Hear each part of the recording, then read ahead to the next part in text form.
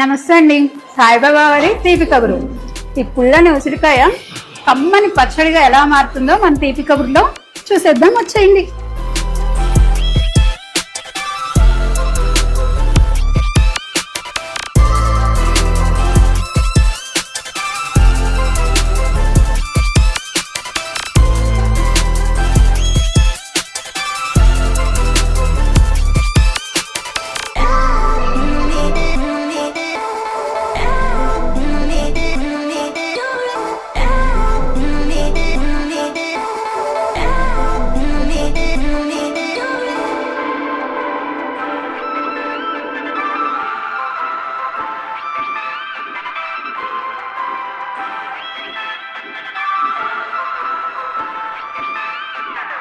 పుల్లని ఉసిరికాయ కమ్మగా మారింది.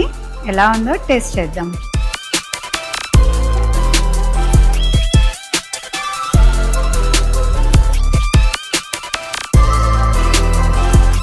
చాలా బాగుందండి. చక్కగా ఆ కాయలోని పులుపు కూడా పచ్చడికి పట్టి చాలా అంటే చాలా బాగుంది.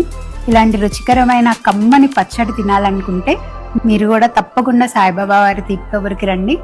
మన అవుట్లెట్స్ వచ్చేసి మూసాపేట్ అండ్ ఉప్పల్లో ఉన్నాయి.